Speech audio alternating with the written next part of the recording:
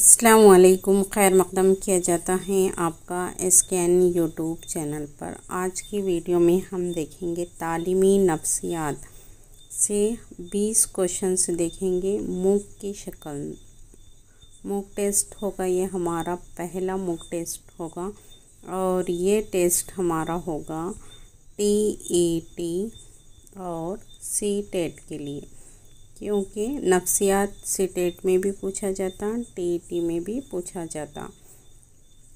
चाहे किसी भी स्टेट का क्यों ना हो, वहाँ पर नफ्सियात रहता ही है, तो आपको ये हेल्प करेगा। ये वीडियो हेल्प करेगी और इसमें हम टॉप 20 क्वेश्चंस देखेंगे। तो आइए शुरू करते हैं आज की वीडियो शुरू करने से पहले अगर आप हमारे चैनल पर नए हो तो चैनल को सब्सक्राइब करें, बाजू बेल आइकन पर प्रेस करें ताकि जब भी न्यू वीडियो अपलोड होगी उसका नोटिफिकेशन सबसे पहले आप ही को मिलेगा। ये हमारी मूक टेस्ट की पहली वीडियो होगी। इंशाल्लाह इसी तरह के मूक टेस्ट पेश किए जाएंगे। चैनल से जुड़े रहें। पहला सवाल है यहाँ पर, तालीमी नफ्सियात का बुनियादी मकसद क्या है। अब देखें, तालीमी नफ्सियात का बुनियादी मकसद बताना है क्या है। ए है यहाँ पे तलबा की ज़हनी सलाहियतों को बेहतर बनाना। बी है तलबा की तालीम और सीखने के अमल को समझना। सी है यहाँ उस्ताद की तदरीसी महारतों को बेहतर बनाना। और डी है वालिदैन की तरबियत करना। तो वालिदैन की तरबियत करना हमारा मकसद नहीं है। तालीमी नफ्सियात का मकसद ये है कि तलबा की तालीम और उनके सीखने के अमल को हमें बेहतर बनाना, ये तालीमी नफ्सियात का मकसद है। तो इसका राइट ऑप्शंस होगा हमारा बी। इसके बाद दूसरा सवाल है, सिगमंड फ्राइड का कौन सा नज़रिया तालीम में इस्तेमाल होता है। तो ये देखें, बहुत ही मशहूर नफ्सियातदां हैं ये फ्राइड, और इनका तालीम में कौन सा नज़रिया इस्तेमाल होता है ये बताना है। तो नफ्सियाती तरक्की का नज़रिया, बी है यहाँ पे शख्सियत का नज़रिया, सी है इल्मी तरक्की का नज़रिया और डी है लाशऊर का नज़रिया। तो लाशऊर का नज़रिया ही सिगमंड फ्राइड ने पेश किया है। तो यही इसका राइट ऑप्शंस होगा। इसके बाद आगे बढ़ेंगे। यहाँ पे दिया हुआ है, पियाजे के मुताबिक बच्चे की इल्मी तरक्की का पहला मरहला कौन सा है। तो सेंसरी मोटो स्टेज, रेशनल स्टेज या फिर कॉन्क्रीट स्टेज और यह है फॉर्मल स्टेज। तो यहाँ पे है हिस्सी हरकी मरहला पियाजे का जो है तो इल्मी तरक्की का पहला मरहला है। इसका राइट ऑप्शंस होगा यहाँ पे हिस्सी हरकी मरहला और पेश अमली मरहला। यहाँ पे साइड में आप देख सकते हैं, यहाँ उर्दू और इंग्लिश में भी दिया हुआ है। ज़्यादातर हम अंग्रेज़ी में ये मरहले जानते हैं, उर्दू में हमें ज़्यादातर मालूम नहीं होता है कि सेंसरी मोटो स्टेज को क्या और किस नाम से जाना जाता है, कंक्रीट को किस नाम से जाना जाता है या फिर फॉर्मल स्टेज को किस नाम से जाना जाता है। तो ये आपके लिए ये यहाँ से आप याद रख सकते हैं। तो पहला पियाजे ने कुल 4 स्टेजेस बताए हैं, जिसमें पहला है सेंसरी मोटो स्टेज। तो यहाँ पे पहला ही पूछा है तो पहला ये होगा। इसी तरह दूसरा पूछा तो ये होगा पेश अमली मरहला, और तीसरा है मखसूस अमली मरहला और चौथा है रस्मी अमली मरहला। तो इनके स्टेजेस को आप उर्दू में भी याद रखें। यहाँ पे आगे बढ़ेंगे हम। इसके बाद आगे बढ़ते हैं। यहाँ पे तालीमी नफ्सियात किस मौजू पर ज़ोर देती हैं। अब तालीमी नफ्सियात किस बात पर ज़ोर देती हैं बताना है। ए है तदरीस के तरीक़े पर, बी है तलबा का तर्ज अमल पर, सी है स्कूल का माहौल और डी है यहाँ इम्तिहानात का नज़्म। तो सबसे ज़्यादा ज़ोर किस बात पर दिया जाता है? यहाँ पे ज़्यादा पूछा हुआ है। सभी पर जोर दिया जाता है लेकिन यहाँ पर ज़्यादा पूछा है, तो सबसे ज़्यादा ज़ोर दिया जाता है तलबा का तर्ज अमल, तलबा की एक्टिविटीज़। इसके बाद आगे है 5वां सवाल, तालीमी नफ्सियात में कौन सा तरीक़ा सबसे ज़्यादा इस्तेमाल होता है? देखिए यहाँ पे ये तरीक़े सभी इस्तेमाल होते हैं। तालीमी नफ्सियात में मुशाहिदे का तरीक़ा भी इस्तेमाल होता है, तज़किये का तरीक़ा भी इस्तेमाल होता है और इंटरव्यू भी और सवालनामा भी। तो यहाँ पे तालीमी नफ्सियात में कौन सा तरीक़ा सबसे ज़्यादा इस्तेमाल होता है? तो वो होता है मुशाहिदे का तरीक़ा। इसके बाद 6ठा सवाल है, तालीमी नफ्सियात में मस्बत हौसला अफज़ाई क्या है? अब तालीमी नफ्सियात में पॉजिटिव हौसला अफज़ाई के ताल्लुक़ से पूछा हुआ है। तो इसमें है ए बच्चों को डांटना, बी है बच्चों को इनाम देना, सी है बच्चों को नज़रअंदाज करना और डी है बच्चों को कमज़ोर समझना। तो देखिए यहाँ पे कुछ चीज़ें हैं जो हम यहाँ डिलीट कर सकते हैं। बच्चों को हम कमज़ोर नहीं समझेंगे और बच्चों की किसी बात को हम नज़रअंदाज भी नहीं कर सकते हैं और बच्चे को डांट भी नहीं सकते। तो यहाँ पे बी ऑप्शन से इसका दुरुस्त होगा, यानी बच्चों को इनाम देना और उन इनाम देने से इनकी क्या है, मस्बत हौसला अफज़ाई होती है। तालीमी नफ्सियात में मोटिवेशन क्या होता है ये बताना है।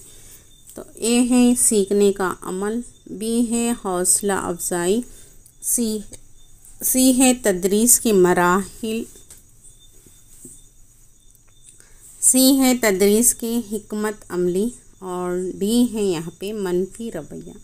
मनफी रवैया तो रखना ही नहीं है हमें। तालीमी नफ्सियात में मोटिवेशन यानी हौसला अफज़ाई होती है, मोटिवेशन करना यानी हौसला अफज़ाई करना है। इसके बाद है ब्लूम टेक्सोनॉमी के मुताबिक, अब ब्लूम टेक्सोनॉमी के मुताबिक आला सतह की सोच कौन सी है? तो इल्म, फ़हम, तज़किया, तख्लीक़, ये सारी चीज़ें इन्होंने दी थी ब्लूम ने, इनके टेक्सोनॉमी में है ये सारी चीज़ें। तो यहाँ पे बोला आला सतह का क्या चीज़ है? तो आला सतह की है तख्लीक़, यानी कोई भी चीज़ बच्चे खुद से अपनी तख्लीक़ करे, छोटी सी नज़म, कहानी, इस तरह से। तो ये आला सतह की क्या है, इनकी सोच है। इसके बाद है तालीमी नफ्सियात में तालीम का क्या मतलब है? अब तालीमी नफ्सियात में ही तालीम का क्या मतलब है बताना है।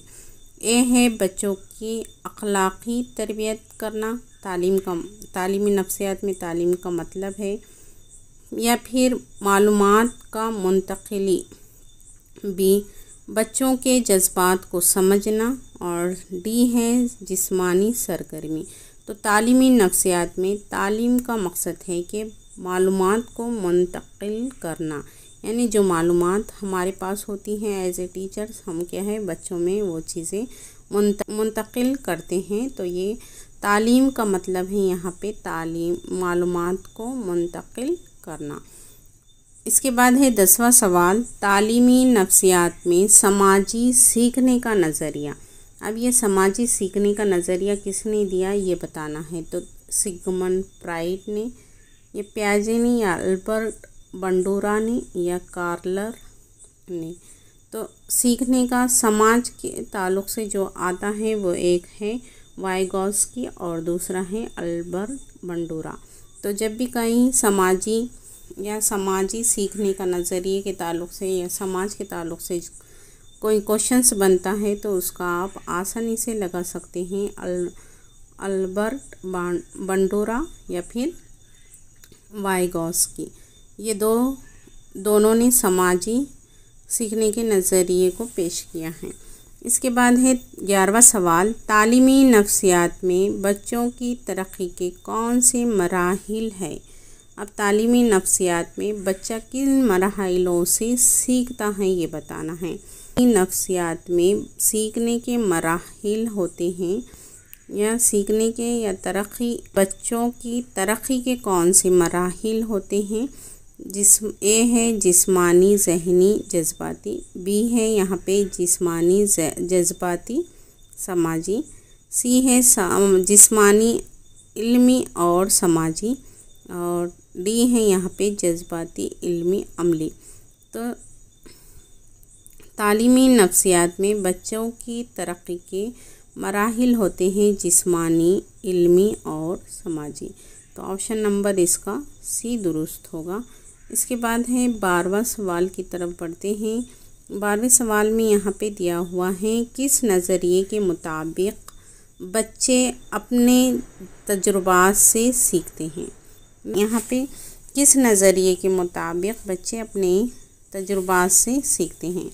तजुर्बाती मुशाहिदे से, इदराकी नज़रिए से, तालीमी नज़रिए से या समाजी सीखने के नज़रिए से।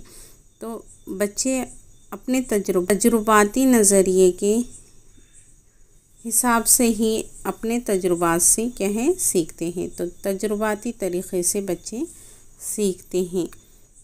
13वां सवाल है यहाँ पे बच्चे किस उम्र में रस्मी इल्मी मरहला, फॉर्मल ऑपरेशनल में दाखिल होते हैं, यानी रस्मी इल्मी मरहले में दाखिल होते हैं। बच्चे किस उम्र में रस्मी इल्मी मरहले यानी फॉर्मल ऑपरेशनल स्टेज में दाखिल होते हैं, ये बताना है। और ये भी जैन पियाजे का ही स्टेज है दिया हुआ। तो 4 से 6 साल की उम्र में, बी है 7 से 11 साल की उम्र में, सी है 11 से 16 साल की उम्र में और डी है 16 से 20 साल की उम्र में।